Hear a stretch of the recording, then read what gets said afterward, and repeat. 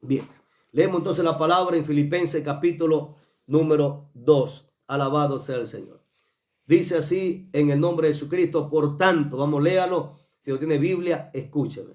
Diga, por tanto, si hay alguna consolación en Cristo, si algún consuelo de amor, si alguna comunión del Espíritu, si algún afecto entrañable, si alguna misericordia, completad mi gozo, sintiendo lo mismo, teniendo el mismo amor, unánimes, sintiendo una misma cosa. Ese es el deseo de Dios, que caminemos siempre en unidad.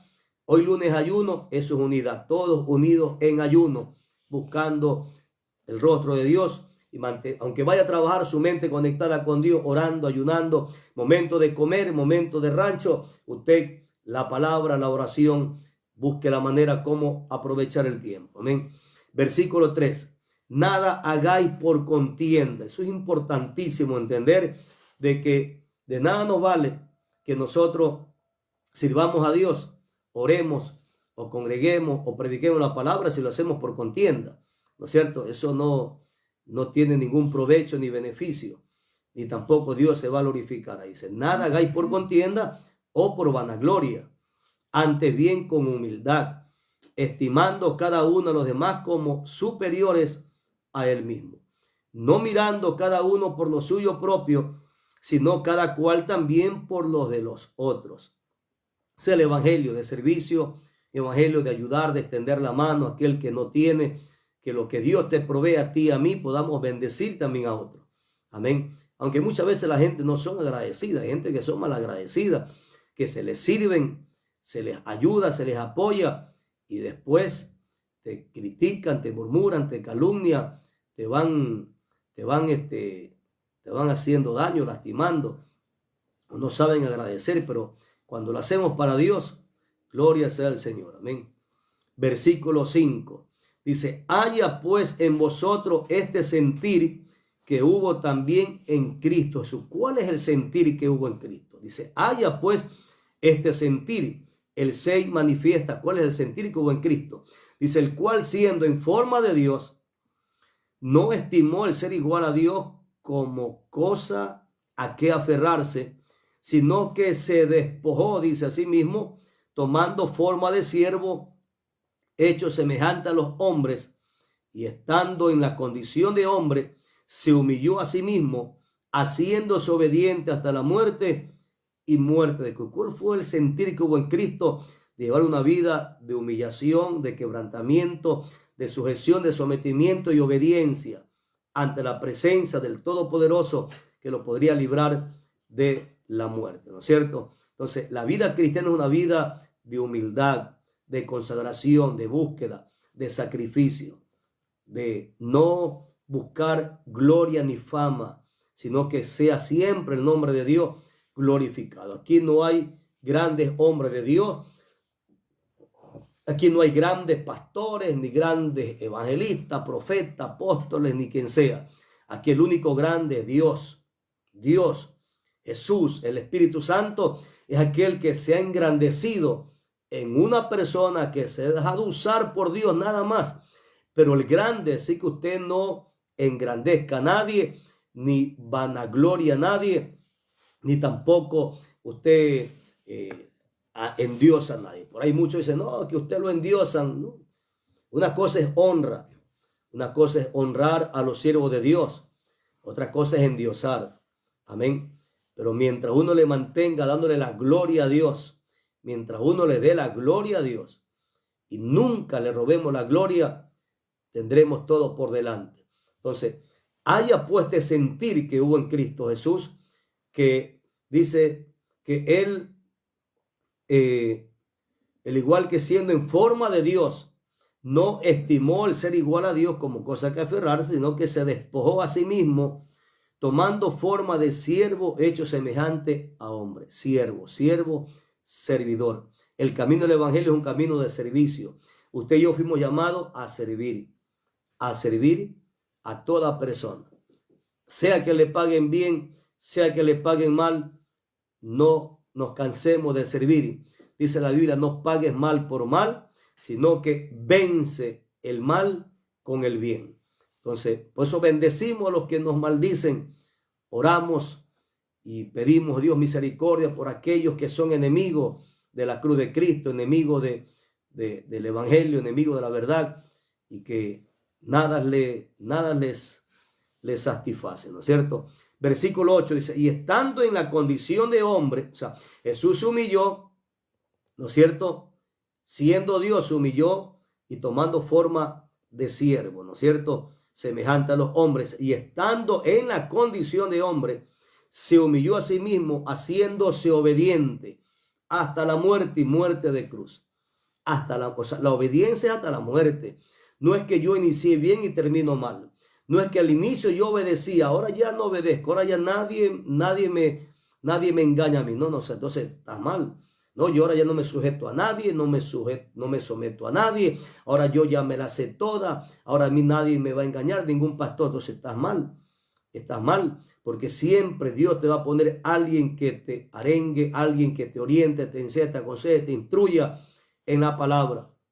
Siempre Dios nos va a hablar, siempre Dios nos va a enseñar, siempre Dios va a usar a alguien para guiarnos, porque siempre mientras estemos en esta vida, algo nuevo tenemos que aprender. Cada día el caminar del evangelio es un caminar de aprendizaje. Así tenga 50, 60 años en el evangelio, algo nuevo siempre Dios nos enseña, y Dios puede ser hasta el más pequeñito. Quizá usted diga, pero ¿quién me puede ser ese hermanito que recién yo tengo tantos años? No, cuidémonos de la jactancia y la vanagloria. Por eso habla la Biblia de que debemos tener el mismo sentir que Cristo tuvo cuando estuvo en esta tierra. Amén. Él siendo Dios, Él no se llenó de orgullo, jactancia, vanagloria. Él tomó esa forma de siervo, semejante a un hombre, ¿no es cierto? Y en esa condición se humilló a sí mismo, haciéndose obediente hasta la muerte y muerte de cruz.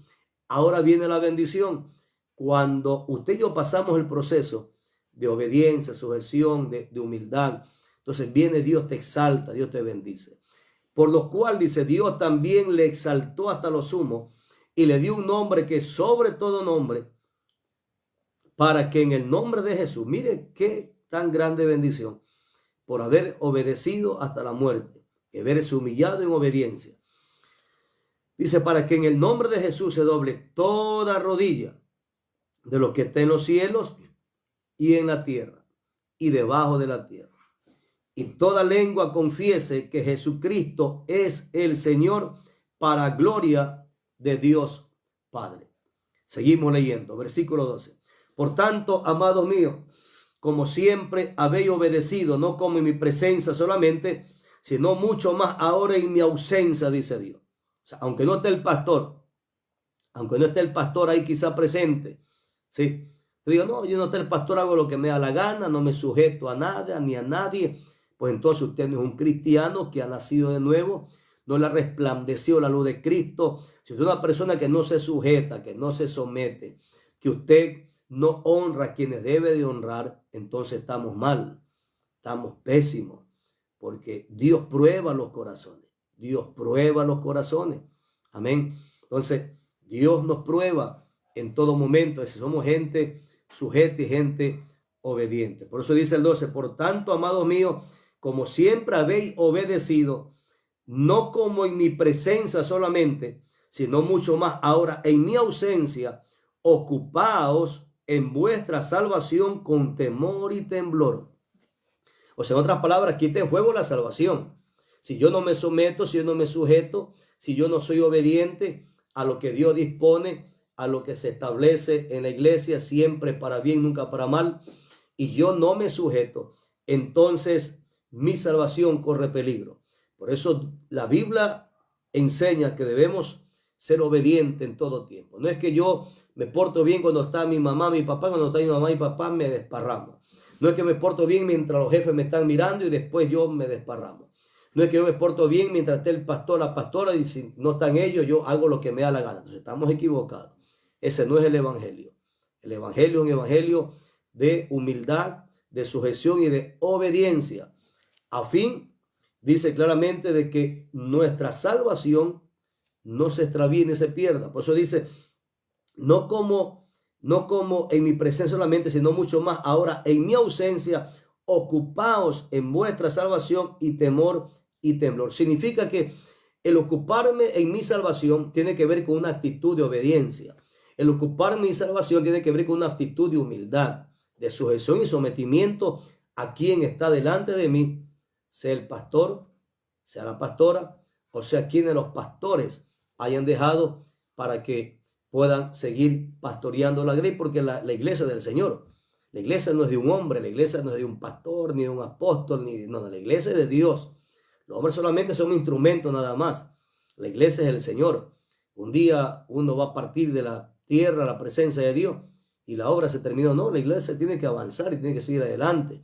Amén. Entonces usted tiene que avanzar en Dios, no tiene que estancarse. Así que la manera de ocuparme en mi salvación con temor y temblor es una actitud de obediencia, de humildad, de sujeción y sometimiento a nuestras autoridades. Amén. Todos entramos en esta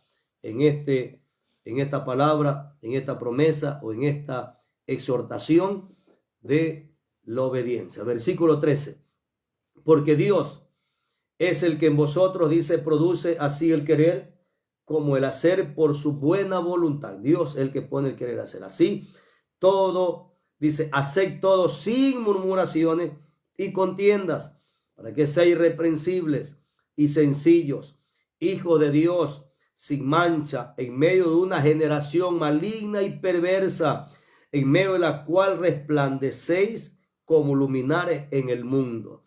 Entonces, el ocupar mi salvación es obedecer, sujetarme, someterme, que todo lo que haga lo haga sin murmurar, sin contienda, a fin de ser una persona irreprensible, sencilla como hijo de Dios, sin mancha.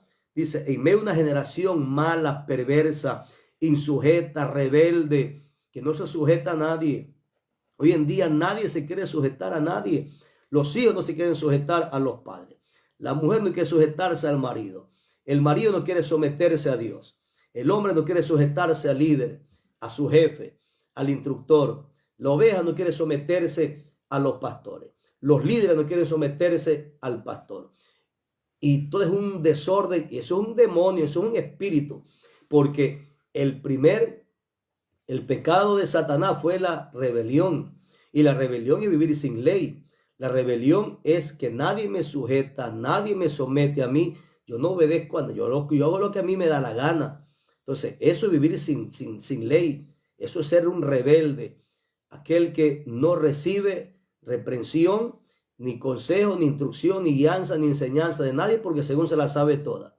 Amén. Entonces tengamos cuidado, porque ahí sí corre peligro nuestra salvación. Estoy leyendo la Biblia, con la Biblia le estoy meditando conforme el Espíritu Santo nos está guiando. Amén. Así que si queremos ser luminares que resplandezcamos en este mundo perverso y maligno, pues entonces caminemos en temor y temblor, en humildad, en mansedumbre, en sujeción, sin murmurar y sin contienda. Versículo 16 dice, asidos, o sea, agarrados de la palabra de vida, para que en el día de Cristo, o sea, en el día que Él venga a levantar su iglesia, yo pueda gloriarme de que no he corrido en vano, dice el apóstol Pablo, ni en vano he trabajado.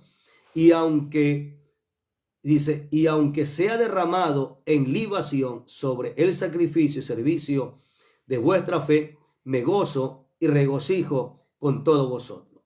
Y asimismo gozaos y regocijaos también vosotros conmigo.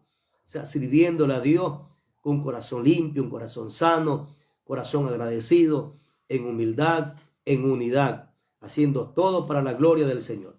Versículo 19. Espero en el Señor Jesús enviaros pronto a Timoteo, para que yo también esté de buen ánimo al saber de vuestro estado, pues a ninguno tengo del mismo ánimo, y que también sinceramente se interese por vosotros, porque todos buscan lo suyo propio y no lo que es de Cristo Jesús. Pero ya conocéis los méritos de él, o sea, de Timoteo, que como hijo a padre ha servido conmigo en el evangelio. Así que a este espero enviaros luego que yo vea cómo van mis asuntos, y confío en el Señor que yo también iré pronto a vosotros. Entonces el apóstol Pablo está encomendando y está comisionándolo a Timoteo para que vaya a recorrer o a visitar o a estar ministrando ahí un tiempo en la iglesia en Filipo, la iglesia de los filipenses en Filipo, como que él estaba ahí presente. Entonces, le está diciendo Pablo a través de esta carta a la iglesia que estaba en Filipo, que así como ellos se sometían cuando Pablo estaba ahí en presencia, así mismo lo hagan en su ausencia, aun cuando él dejaba a alguien en su reemplazo, en este caso a Timoteo, que dice, lo voy a enviar a alguien que verdaderamente no busca lo suyo propio, sino que busque el agradar a Dios. Eso es lo que dice aquí. Dice, a ninguno tengo del mismo ánimo y que tan sinceramente se interese por vosotros. Entonces, cuando un pastor se ausenta, ¿no es cierto? Y deja a cargo la iglesia o liderazgo a alguien, siempre trata de dejar a alguien que primeramente no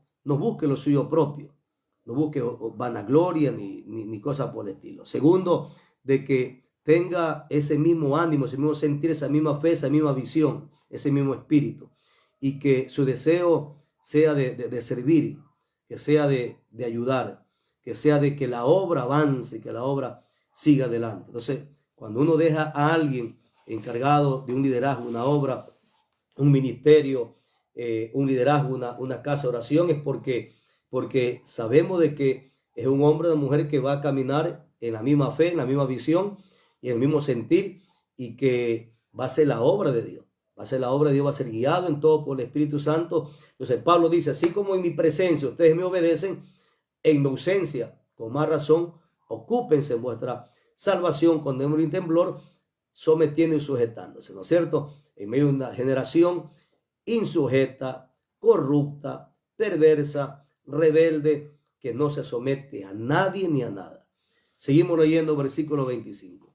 Dice, mas tuve por necesario enviaros a Epafrodito, mi hermano y colaborador y compañero de milicia, vuestro mensajero y ministrador de mis necesidades, porque él tenía gran deseo de veros a todos vosotros y gravemente se angustió porque habéis oído que había enfermado. Pues en verdad estuvo enfermo, a punto de morir, pero Dios tuvo misericordia de él, y no solamente de él, sino también de mí, para que yo no tuviese tristeza sobre tristeza. En el sentido de que Dios lo sanó, lo levantó de esa enfermedad a este varón que era un colaborador en la milicia, en el ministerio de Pablo, para extender el reino, para visitar las iglesias, para cuidar al pueblo del Señor, para pastorear, para alimentar, para aconsejar. Estaba enfermo. O sea, los hombres de Dios también se enferman, pero eso hay que orar. Por eso usted siempre ore por sus pastores, sus ministros, que Dios nos guarde, mantenga sano, espiritual, físicamente, emocionalmente, en todo, a fin de poder servirle a Dios. Hay hombres, mujeres de Dios que son colaboradores en todos los ministerios, en este ministerio solar Jesucristo. Doy gracias a Dios por cada pastor, ministro, líder que tenemos un mismo espíritu, somos colaboradores en el reino y que sabemos lo que tenemos que hacer, tanto en presencia como en ausencia de una cabeza, de un líder, ¿no?